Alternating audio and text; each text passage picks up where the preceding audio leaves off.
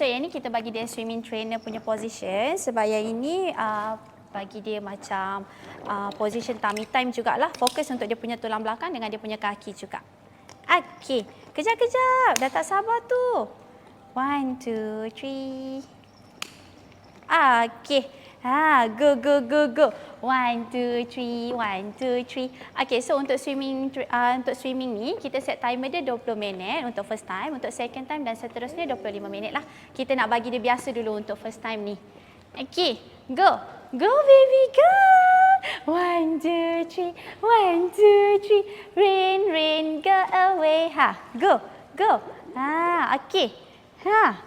Okey, so macam yang tengok kat sini kan, bila baby dah start kicking ni, yang ini bagus untuk aktifkan dia punya bowel system lah, untuk dia punya pencernaan.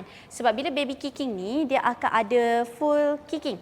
Beza dengan waktu dia dekat luar, sambil dia baring ke, sambil dia menyarap ke, dia dapat kick tu separuh je. So bila dekat swimming ni, dia akan dapat fully kick, so akan ada pergerakan dekat dia punya muscle perut. So bila muscle perut dia ada movement, proses pencernaan tu akan berjalan dengan lebih lancar dan lebih bagus lah. So after session pun baby memang akan rasa lapar, mengantuk, penat. Tiga-tiga tu serta.